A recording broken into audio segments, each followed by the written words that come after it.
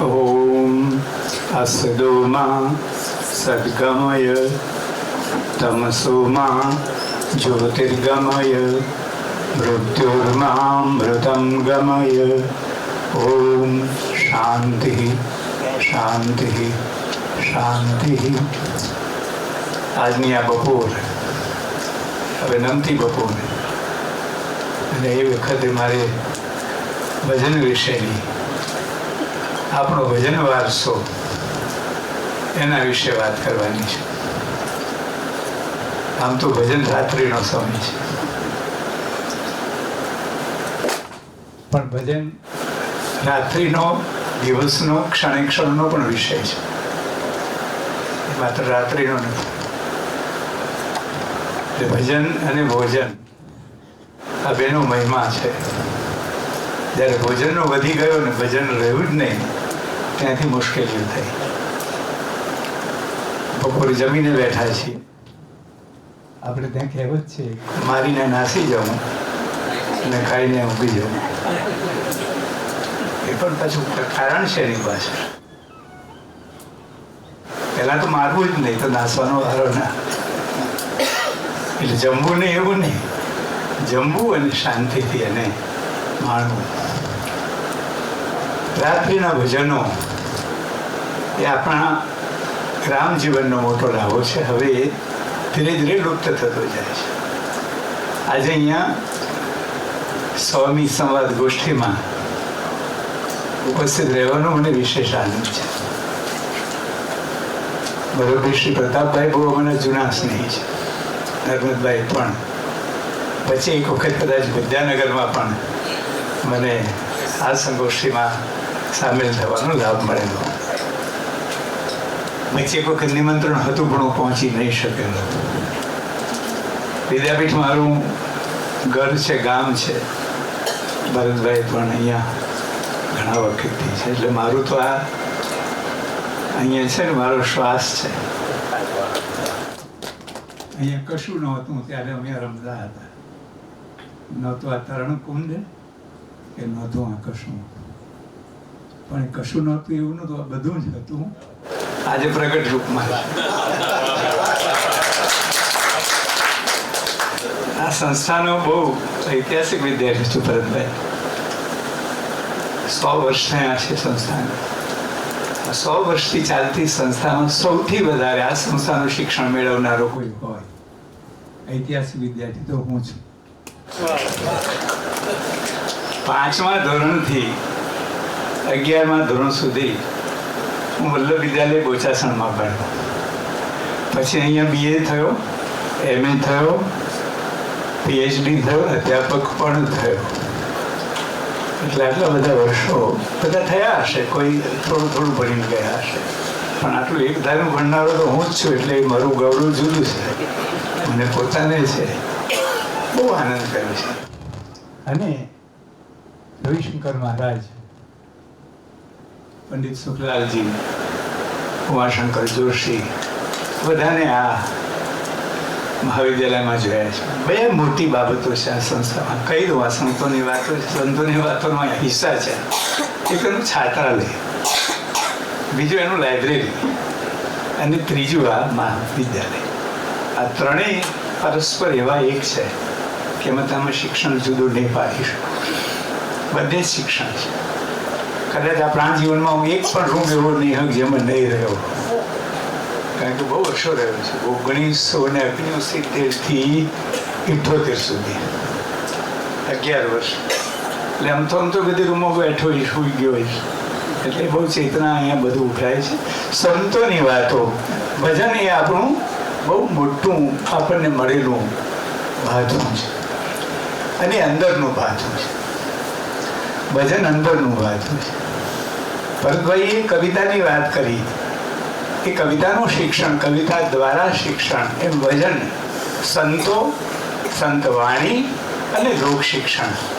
આ જે વાત છે ને, એ અહીંયા જે ઘટના ઘટી છે એ બીજે ક્યાંય નથી ઘટતી. સંતો જેવી કોઈ યુનિવર્સિટીઓ નથી.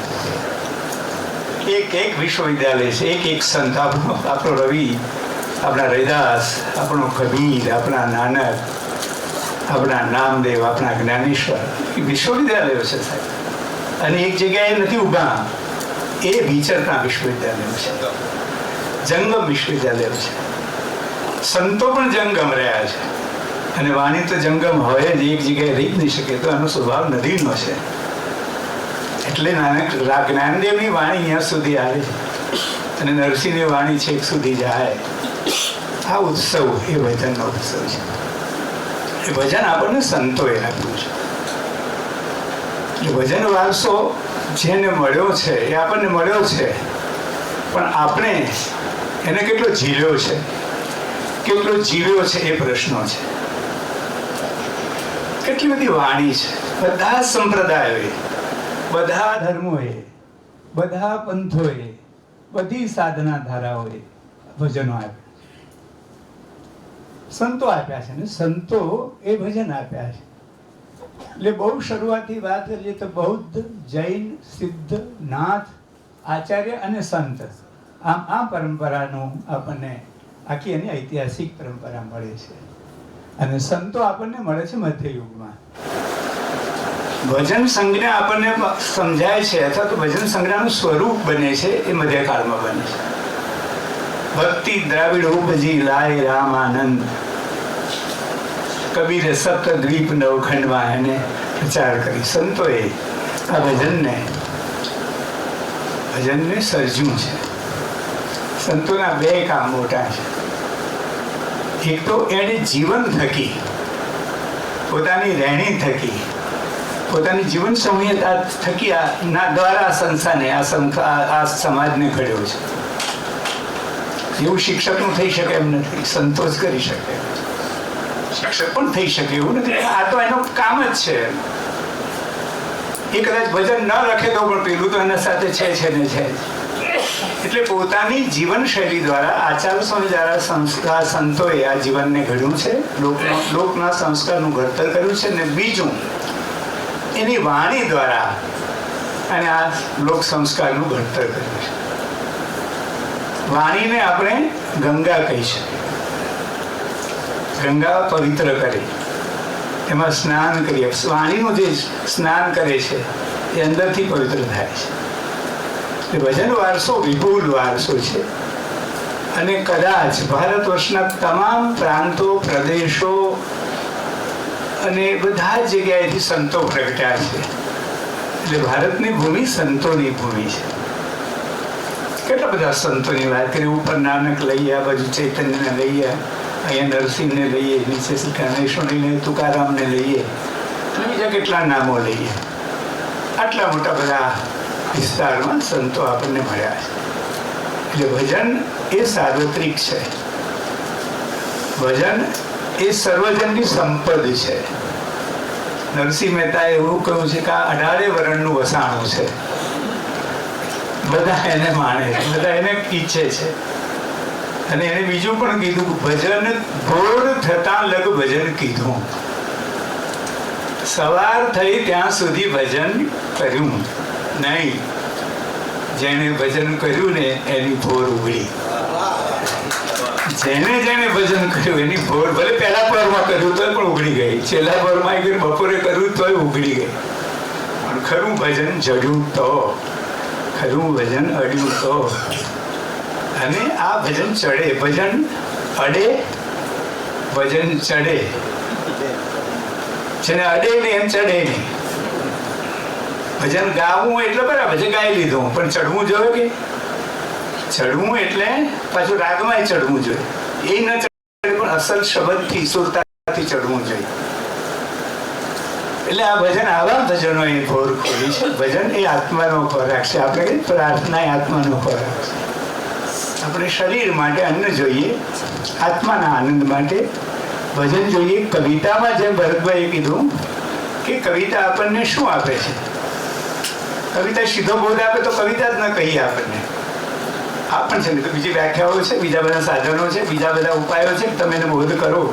કવિતા બોધ સીધો આપે નહીં. કાંતા સમિત ઉપદેશ યુજે, એ બહુ જુદી રીતે ઉપદેશ કરે. બ્રહ્માનંદ સહોદર નો આનંદ છે. આ યશસે યશ કૃતે અર્થકૃતે, આ બધા માટે કવિતા. પણ એનો મુખ્ય આનંદ તો શબ્દનો છે. આનંદ જ એનો હેતુ છે.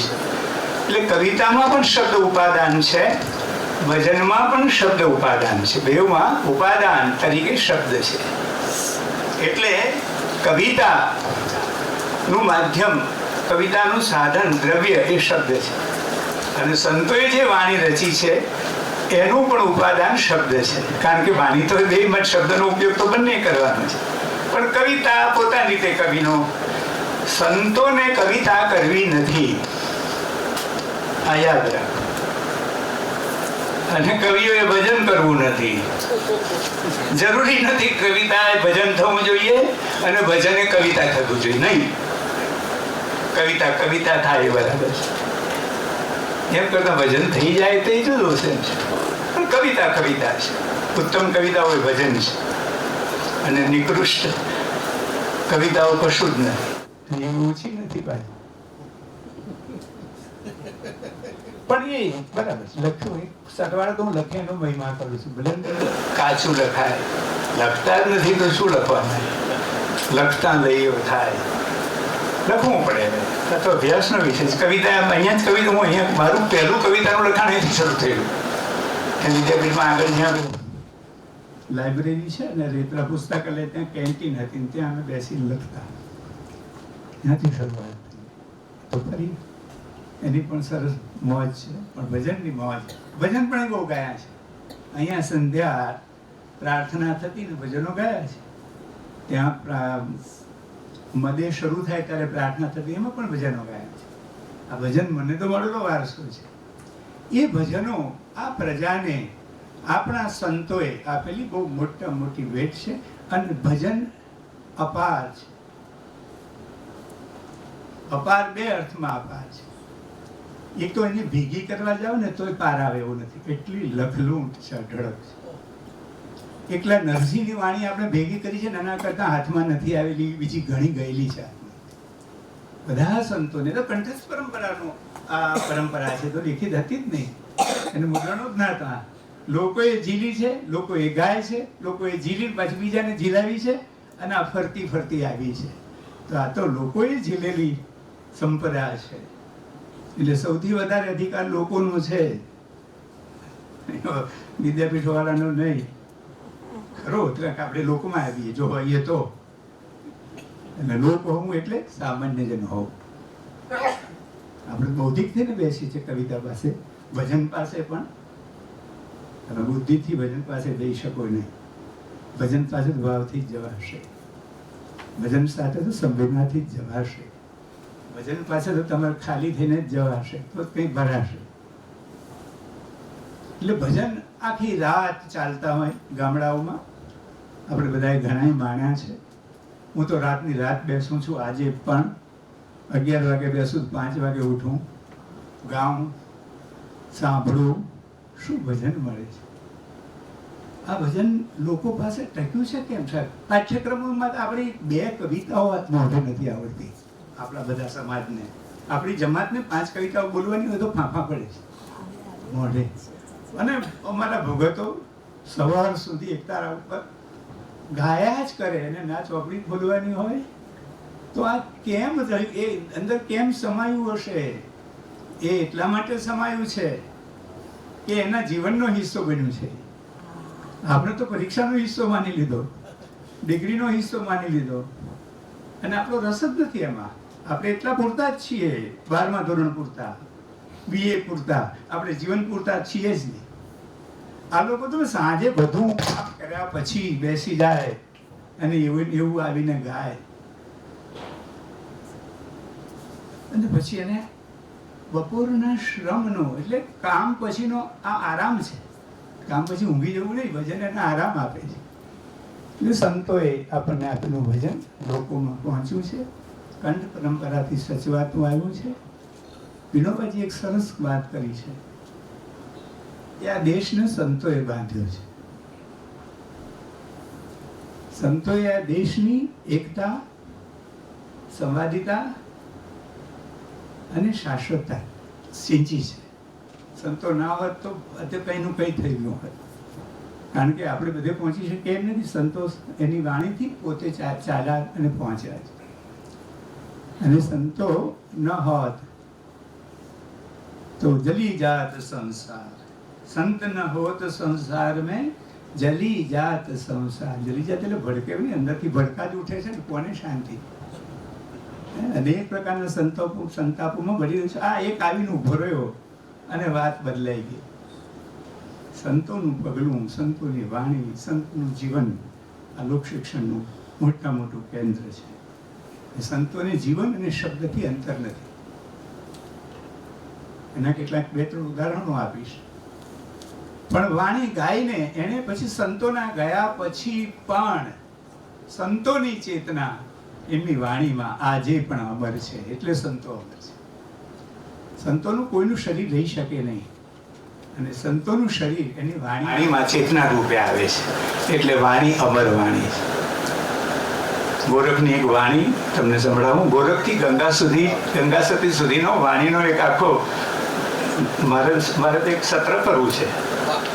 7 દાડા બોલવું એવું નહીં. તમે કોઈ આયોજન કરતા પાછા હું જલ્દી હાથમાં નહીં આવું એવું છે.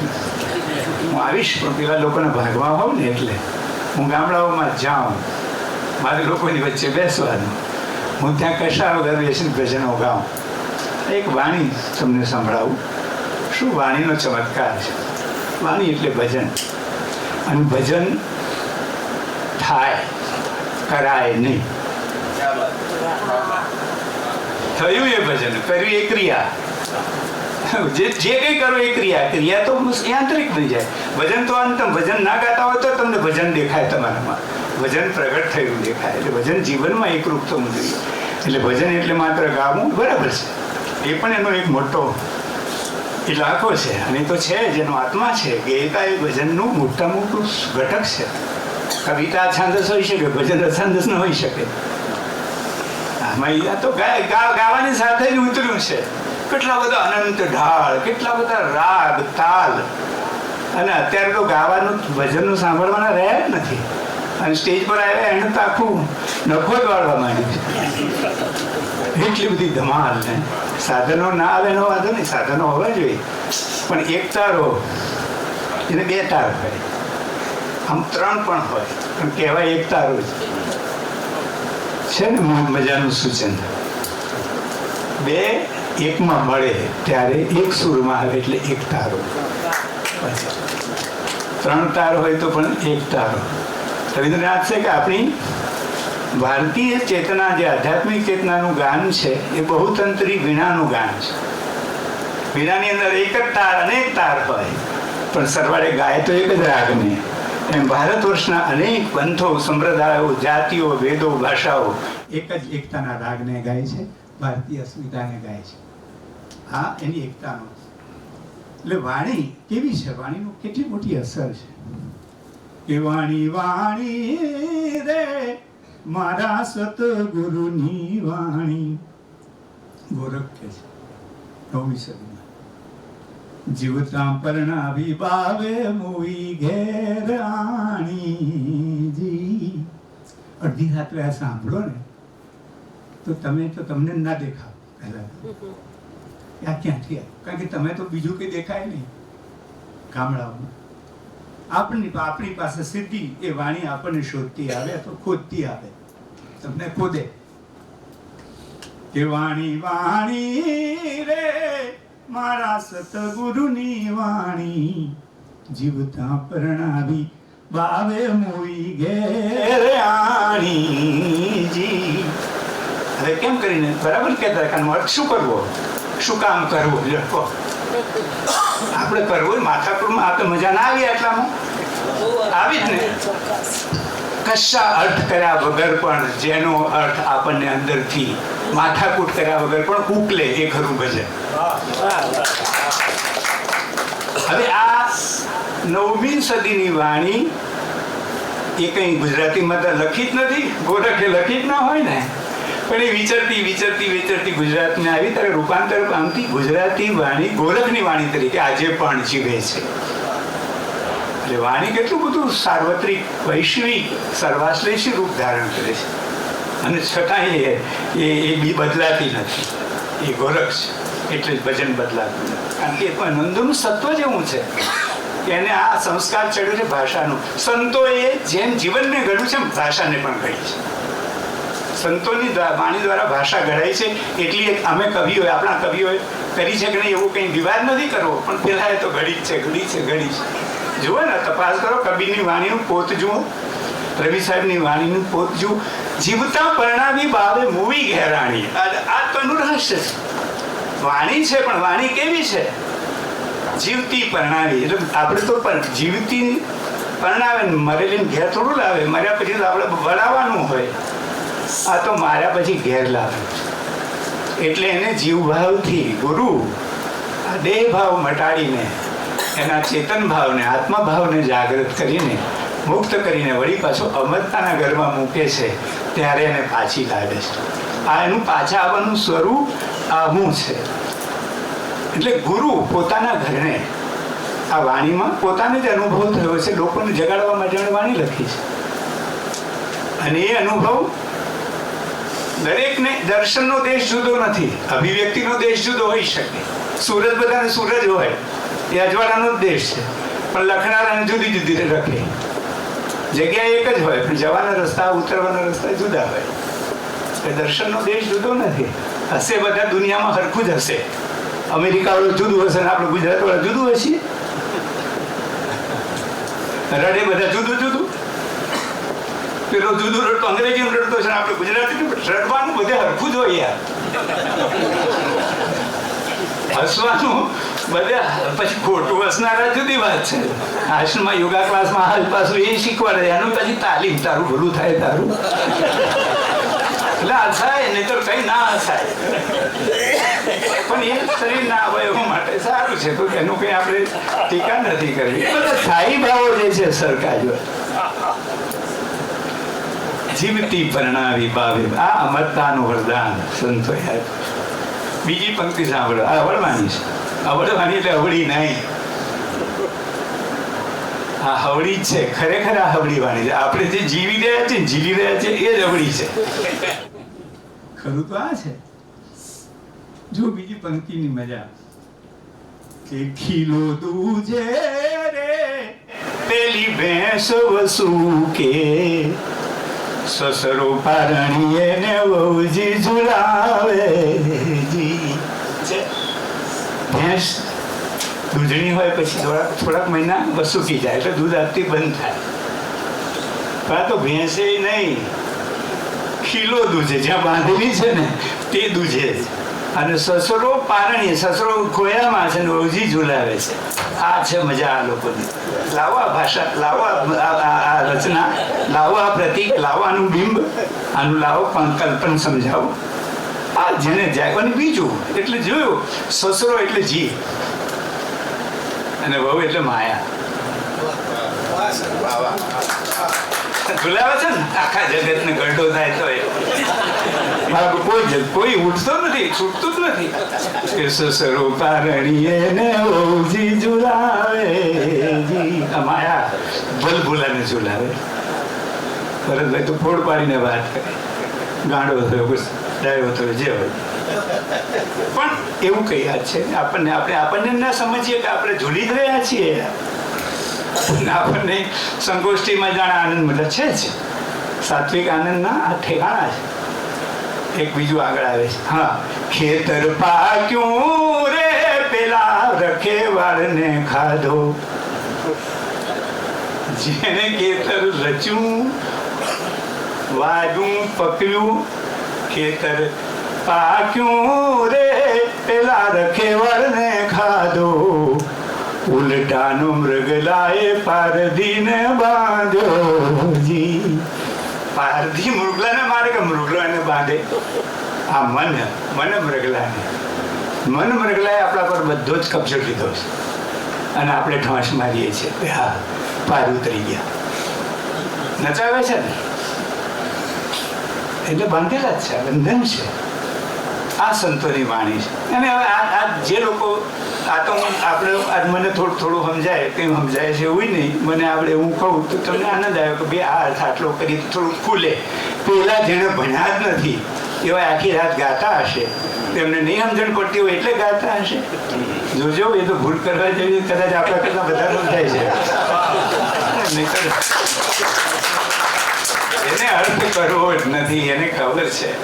સીધે સીધું આખું પીવું આપણે એસપુઓનું બન્યું કે ના બન્યું તું તારે તરસ છીપાવ ને યાર. સંતોએ કીધું આવો સાહેબ.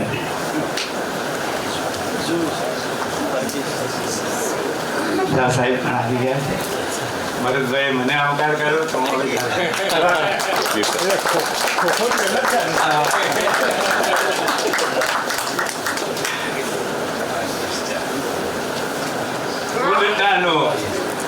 ઉલટાનો મૃગલાએ પારધીને બાંધ્યો.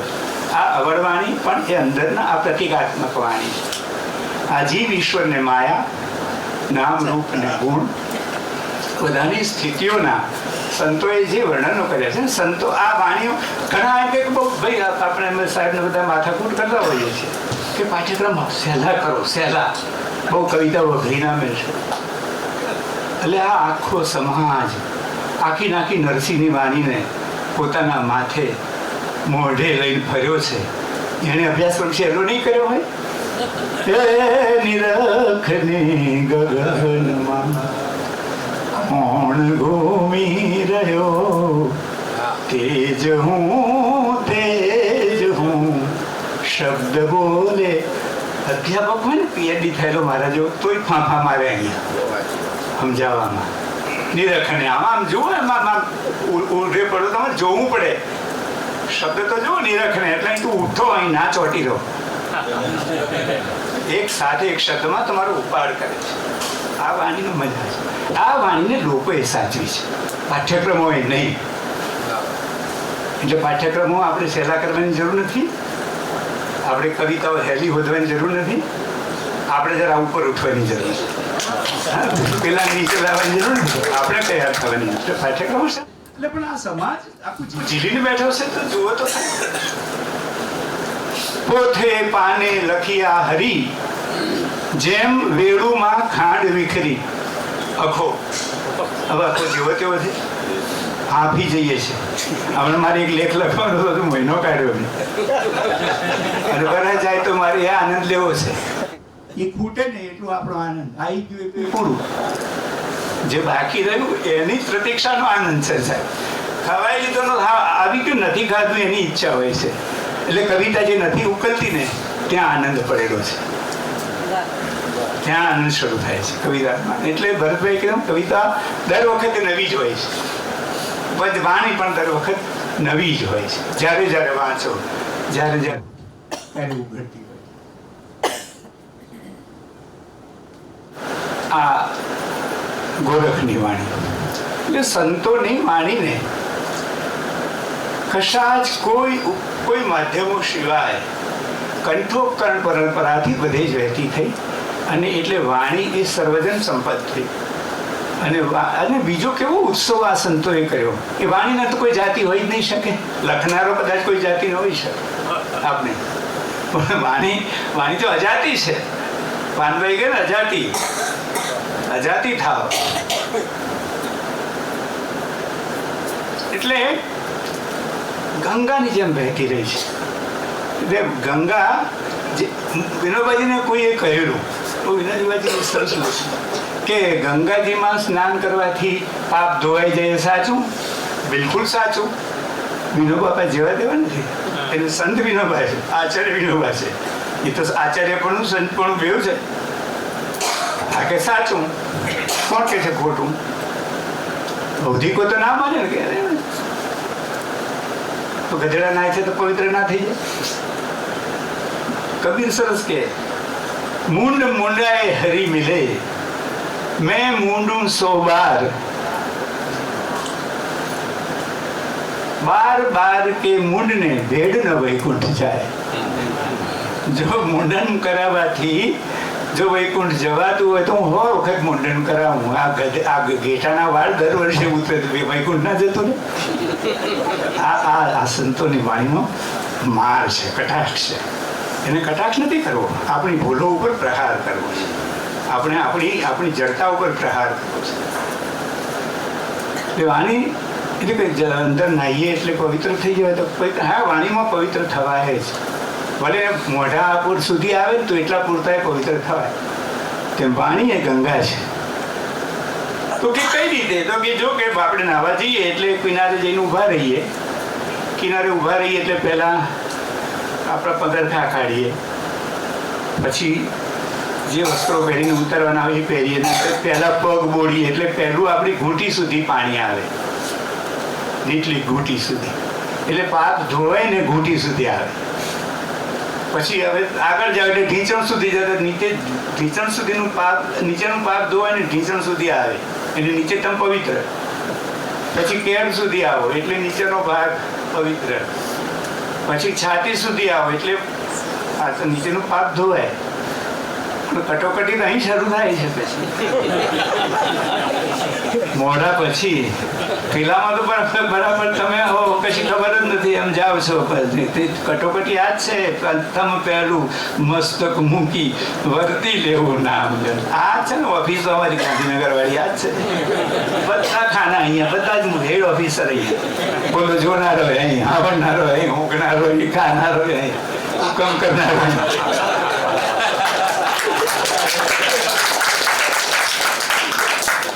એટલે પહેલું સંત આ છે સંતોમાં કે માથું આપો, મરો જોગી મરો, મરણ હે મીઠા.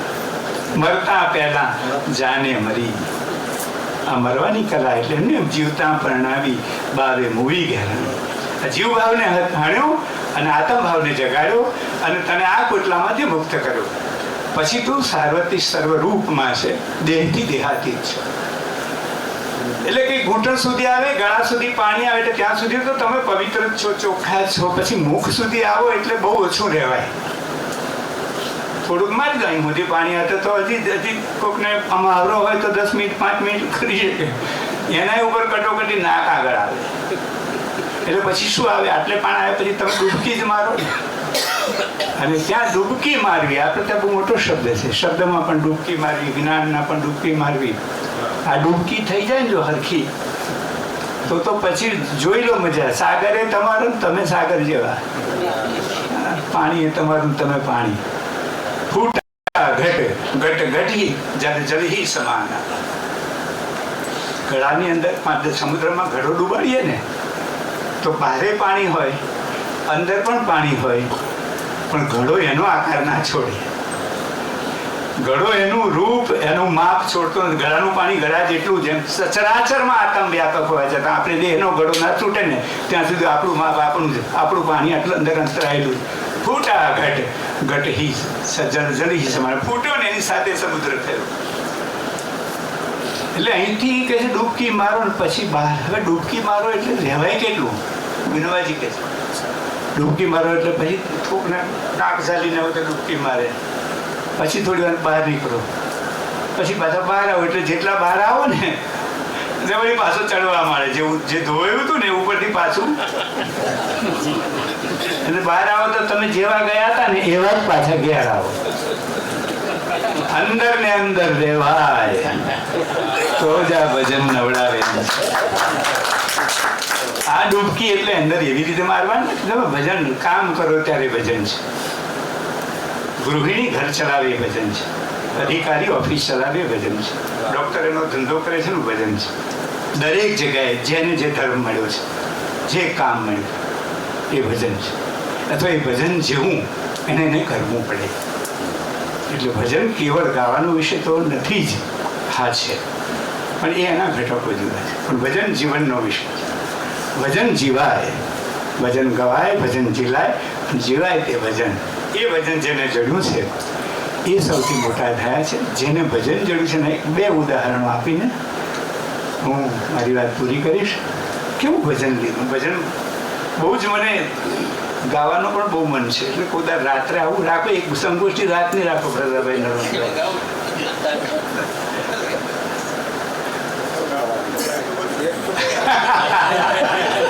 બહુ સારું છે.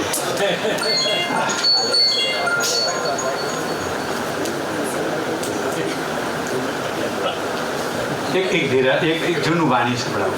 શું શિક્ષણ છે વાણીમાં? કે અજરા જરિયા ન જાય સંતો રે ભાઈ, અજરા જરિયા ના જાય. એવા થોડે રે થોડે તમે સંતો પીવો હે પીઓજી. આ ગવાતું ભજન, આ રાગમાં ઝીલાતું ભજન તમને થોડી વાર માટે તો બદલે ને બદલે. તમે નઠોર ના હો તો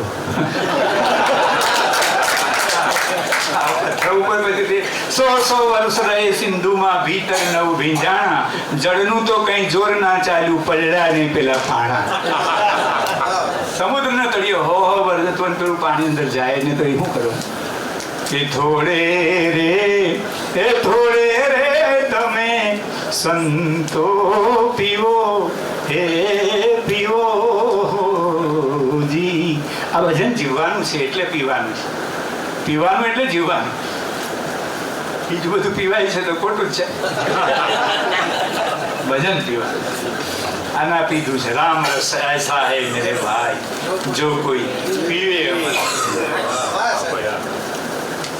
એ કળ જુગ કાંઈ કાંટા કે રીવાડ, સંતો રે ભાઈ કળ જુગ કાંઈ કાંટા કે રીવાડ.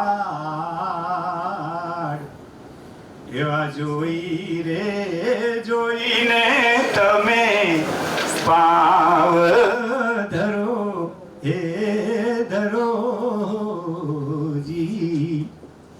એવા થોડે રે થોડે મારા સાધો પીઓજી. અને ચડવા કઈ મેરું આસમાન, સંતો રે ભાઈ ચડવા મેરું આસમાન.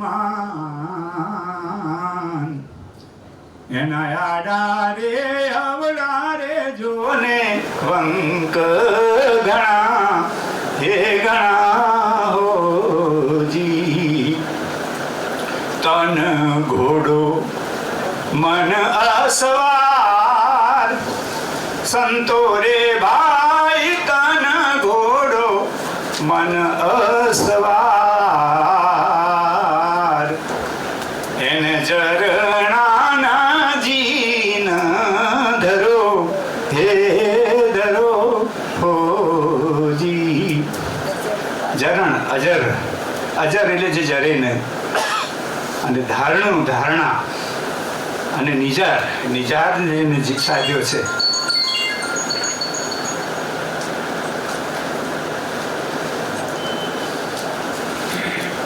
તન ઘોડા ઉપર મન દોડાવે છે, મને બધું ચલાવે છે. ખરેખર તો બોલો બેસવા વાળો છે આત્મા રથિનમ વિદ્ધિ, બેસનાર ઇન્દ્રિયોને જોડાયેલા છે આ મન, અને ચલાવે છે.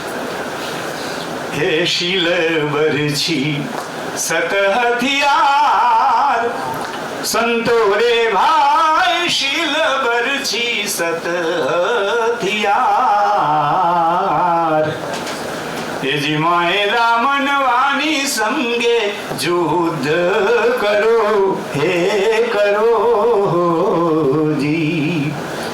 એવા થોડે રે થોડે તમે સંતો પીઓજી.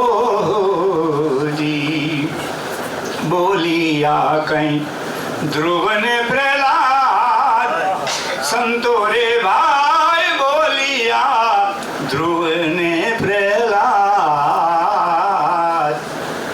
એવા યજપાના જાપ જપો હે જપો હોજી. એવા થોડે રે થોડે મારા સંતો પીઓજી. થોડે થોડે આસ્તે આસ્તે ધીમે ધીમે હાજરે હાજર છે. આ પારો જીરવવાનો છે, પારાને પકવવાનો છે. શબ્દ જીરવવો અઘરો છે. આ શબ્દ એટલે સંતનો શબ્દ, બ્રહ્મનો બ્રહ્મને સૂચવતો શબ્દ. આ સંતોએ આ શબ્દને સેવીને આ અમરવાણી આપી છે. આસ્તે સિલબરચી અત્યાર શું સાદી સાદી વાણીમાં જીવનની આપણને અને આચાર સંહિતાના કેળા ચીંધ્યા છે. અને ધ્રુવને પ્રહલાદ હવે હાથે બોલ્યા છે. સંતોની વાણીનું આ રૂપ જો નામચરણમાં ધ્રુવને પ્રહલાદ, વાણી એટલે જ છે એ સર્વજનની છે. ભલે નામ રહે, નામ છે સંતોનું પણ જીવી છે સંતોએ. એટલે સંતો લોક સાહિત્યમાં, સંતવાણી લોક સાહિત્યમાં જાય છે એનું એક કારણ આ છે કે એના કરતા છે, એને સંભાળનારા તો લોકો છે. એટલે લોક અને લોક જેટલું સમજે છે એટલું આપણે નથી સમજતા. કારણ કે એમને તો કરવો છે પ્રેમ, લોકોને તો કરવો છે પ્રેમ, પંડિતોને કરવો છે અર્થ. આપણે અર્થ કરવા બેઠા કવિતાને તો પ્રેમ કરવો છે. અને પ્રેમે જે અર્થો ખોલી આપ્યા છે ને એટલા પંડિતાઈથી મળે એમ નથી. એટલે પ્રેમ રસાયણ છે. એટલે લોકોને વહેલું સમજાય છે. આપણને અખો ના પકડાય પણ આખાનો આખો જિલ્લો ઝીલનારા મારા ગામડાઓ છે. પોથે પાને લખિયા હરી, જમ વેળુમાં ખાંડ વિખરી, સંતોએ ખાધી કીડી થઈ, વંચકે સમૂધી વહી, તે તેહવા ને તેહવા રહ્યા, સંત પારંગત થયા. બે શબ્દની વચ્ચે જે અર્થ પડ્યો, બે જગ્યામાં જે પડ્યું છે અવકાશ, એ બ્રહ્મનો વિષય સંતોષ. તે પેલા સમજાયા વગર આ બધા લઈને બેઠા હશે. પણ પેલું આપણે ગાયું, કથા સાંભળવા ચાલ્યું સૌ, કહ્યું કશું સાંભળ્યું કશું, આંખનું ગાલે ઘસું, કથા સુણી ફૂટ્યા કાન, તોય ખાના આવ્યું બ્રહ્મ જ્ઞાન. દેહાભિમાન ભૂતો પાસે, વિદ્યા ભણતા વાજ્યો છે. પેલા પાસે હતો પણ ભણ્યો ને એટલે શેર વધ્યો અને ગુરુ થયો ત્યાં મણમાં ગયો. એટલે અમારી એટલે અમે ના ગણાવીએ પણ ગણાવીએ. બધો ખેલ તો છે જ. મેલો દલપતદા પણ મેલો, છેક સુધીનું અંધારું છે, મૂકી શકો તો દીવા જેવી થા પણ મેલો. ભણ્યા ગણ્યા બહુ દરિયા ઢોળ્યા, ગિનાન ગાંજો પીધો. પીએચડી થયેલા આપણે. ભણ્યા ગણ્યા બહુ દરિયા ઢોળ્યા, ગિનાન ગાંજો પીધો, છૂટ્યો નહીં સામાન, ઉપરથી છાંયો બાંધી લીધો. જાતર ક્યાં અઘરી છે જીવન, થકવી નાખે થેલો, મેલો દલપત પણ આસ્તે આસ્તે પીવાનું છે. આ છે ને. અને જો લોકોને આને બોજવાની બોજો લાગી હોત ને તો નાખી દીધી હોત. કોઈને પણ બોજો લાગે ને એ માથે ઉપાડી ફરે જ નહીં. આ જીવનનું ભાથું એના રોમે રોમમાં ઉતર્યું છે. એટલે રાતોની રાતો અમને ખબર પડી નથી ને સવારે પાણી વાળવા નીકળી ગયા છે ઉઠી આ પ્રજા, આ જનપદ એવું આ છે. હવે એક ડેરાની વાણી કરીને પછી જા સાહેબને આપણે ડેરાની વાણી એટલા માટે કહું છું કે વાણી કેવી વહેતી છે. એ ધીરો ગોઠડાનો ધીરો ભગત, ધીરાની કાપી, ગોદા ભગતના ચાબખા, અખાના છપ્પા, મૂળદાસની ચૂંદડી,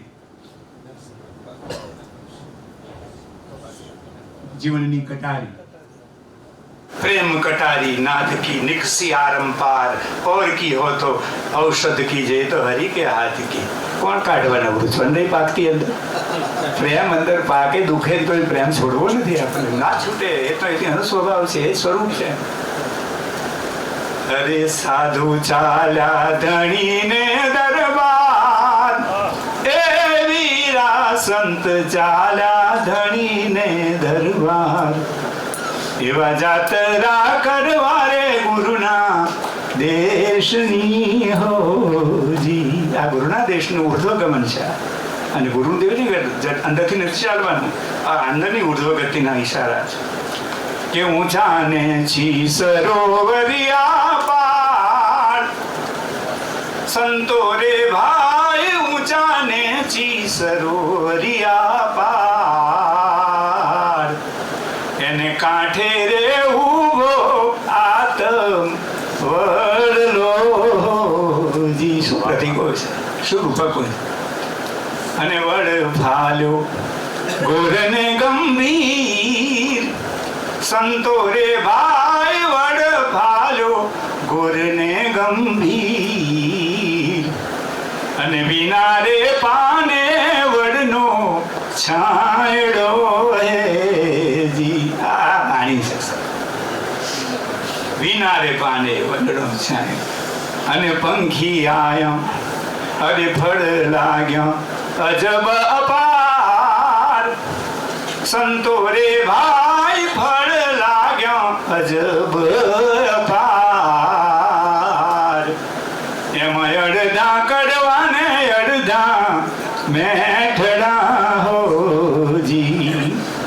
પંખી આવ્યા અજાણ્યા કઈ ચાર સંતો રે ભાઈ પંખી આવ્યા અજાણ્યા કઈ ચાર.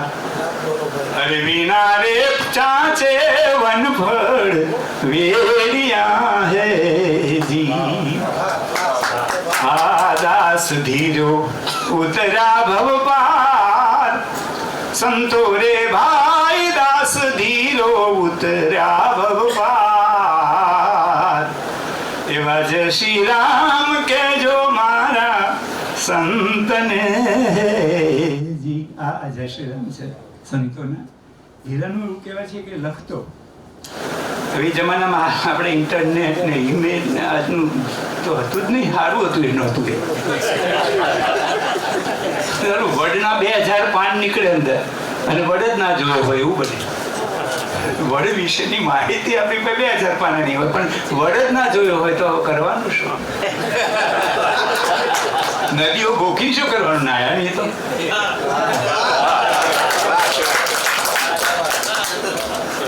હા એટલે આ એક નાનું દ્રષ્ટાંત મારે કેવું છે છેલ્લું સંતોનું વાણી થકી આ જે કહ્યું એ અને એમને જીવન થકી જે કર્યું છે એ માત્ર રૈદાસ વિશે શું શું સંતોની ચેતના વગર. મારે પહેલી એક વાત તિરુવલ્લુવરની 2000 વર્ષ પહેલાનો સંત સાહેબ અને કહી દઉં 2 મિનિટ એ આવ્યો.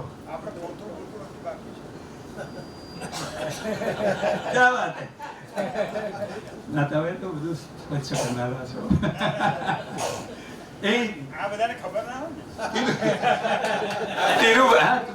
પોતું બહુ મહત્વ પોતું રામકૃષ્ણને કોઈએ કીધું. રામકૃષ્ણ છે ને હવે એમની રીતે દાઢીમાં ચોખા પધરાયો નાખાયો ચોખા ભરાઈ ગયા હોય માથું જથર વથર હોય કબૂતર આવીને અંદરથી ખાય દાઢી મેલી. હા બહારથી જે મેલા છે ને એટલે થવા માટે જ નથી. સામે ચાલીને જ થવાનું આ જે ખરેખર છે. અંદરથી બહુ જશે કબૂતર ચડે ઉપર ચડે. એમ રીતે કાલિકાના મંદિરમાં કૂતરો પગથિયામાં બે તો તમે હડિયાડે નથી કરવા દીધું ભાઈ. ભાઈ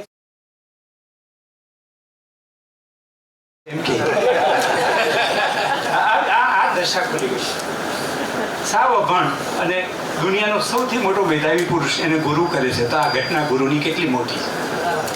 ગુરુ એટલે શું હોય સમજો તો. અને પગ અડાડ્યો એના 3 દિવસ સુધી સમાધિ લાગી. ગુરુને કદી નીચો ના કરો. એ જડવો જોઈએ. વિવેકાનંદ જેવો શોધક પણ જોઈએ. શિષ્ય થવું પડે.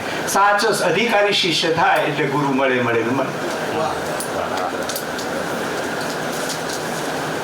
તિરુવલ્લભર જમ પરણ્યા વાસુકી સાથે 2000 વર્ષ પહેલાનો દલિત સંત વણકર આવીને પહેલું એની વાસુકીએ પાટલો ઢાળીને ભોજન મૂક્યું ને થાળી શું શું આ યાર અધ્યાયો છે. થાળી મૂકી એટલે એને લોટો મૂક્યો પીરસણ મૂક્યું.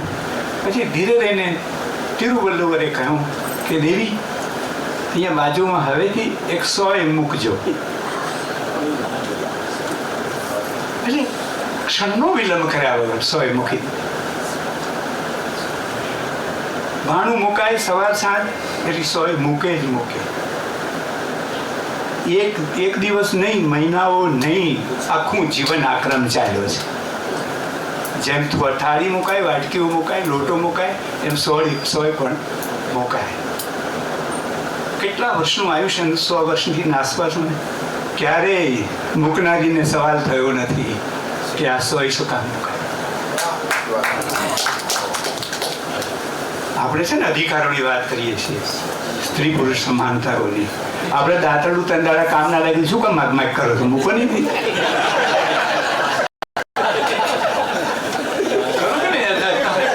કામ વગરનો ધંધો કરાવો પણ ના, વાત શું છે એટલે બહુ બીજી વાતો કરવા જેવી નથી ને. બહુ આપણે બહુ સમાનતાના એવા ઢંઢેરા પીટવાની જરૂર નથી. અહીંથી દાખલા ગણો સાહેબ. આમાં વર્ષ પછી વાસુકી એક દિવસ માંદા પડ્યા છે, ઘરની તરિયા માંદી પડી છે પોતાની અર્ધાંગીની, અને બેઠો છે આ તિરુવલ્લર, આ દેશનો 2000 વર્ષ પહેલાનો એક અંત્ય જાતિમાં જન્મેલો, આટલી ઊંચાઈ પહોંચેલો એક સંત બેઠો છે. આ ભારત વર્ષની સંતજી છે, આ ભારતની સંત વ્યાખ્યા છે, અને આ ભારત વર્ષનું દર્શન છે, આ ભારતીયતા છે. આ ઇલાકો માત્ર નથી, આ મૂલ્ય છે. બેઠો છે સાહેબ, પેલી જીવ જતો નથી. આમ નેત્રો અને એટલી સમર્પિત છે, નાકમાં આગ પરવીને જુએ છે. દેવી તમે કેમ, શું કઈ છે? તો કે કોઈ પ્રશ્ન નથી, પણ કુતૂહલ છે. શું સાહેબ છે? સવાલ નથી, કુતૂહલ છે, એક જિજ્ઞાસા છે. તો કે બોલ. આ છે સાહેબ ગીતાના મૂળ અધ્યાયો કેવી રીતે જીવાયા છે. તો કે દેવી બોલો. તો કે તમે, હું પરણીને પહેલા દિવસે થાળી મૂકી ત્યારથી મારી પાસે 100 મુખ આવી છે, અને આજના દિવસ સુધી જ્યાં સુધી મારું ચાલતું હતું, હાથ પગના સૂત્રને જમાડ્યા છે ત્યાં સુધી 100 મૂકી છે. તમે એક દિવસ 100 મારી કામમાં નથી આવી. હા, કેમ મુકાવી એવું નહીં, મારી કામમાં નથી આવી. તો કે એ જ કામમાં આવી છે.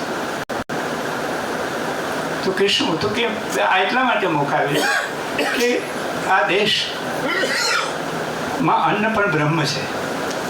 હું જમું અને ભાતનો દાણો બહાર પડી જાય તો આ 100 વડે બહારથી લઈ પાછું હું થાળીમાં ધોઈને ખાઈ શકું, એટલા માટે. અને પેલીનો જીવ ગયો છે.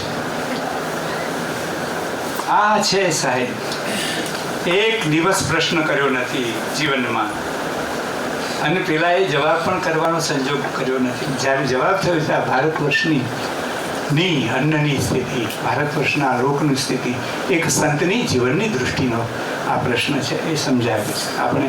એટલે ત્યાંથી શીખવાનું છે.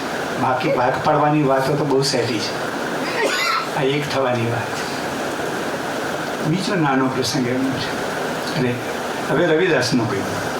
રવિદાસનું આ જુઓ, આ દર્શન છે.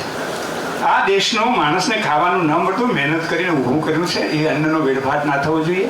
એને તો ચાદરો વણતા, એક માણસે ચાદરો એને કદી ગુસ્સે નહીં થતા.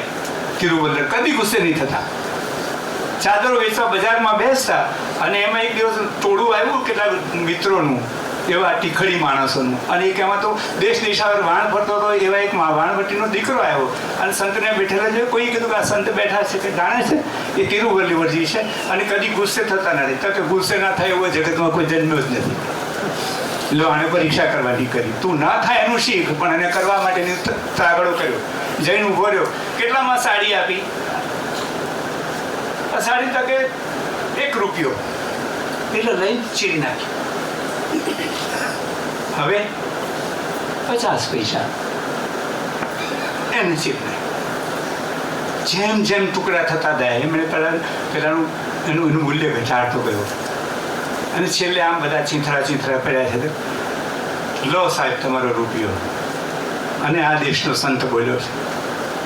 આ સંતે બહારના લુગડા નથી પહેરાવ્યા, અંદરના વસ્ત્રો આપણને પૂજન કરે કે દીકરા, હવે તારો રૂપિયો લઈને શું કરું? જે વસ્તુ માટેનું મૂલ્ય હતું એ વસ્તુ જઈ નથી, તો એનો પૈસો કેમ લેવાય? તો કે મારે ચૂકવવું જોઈએ ને.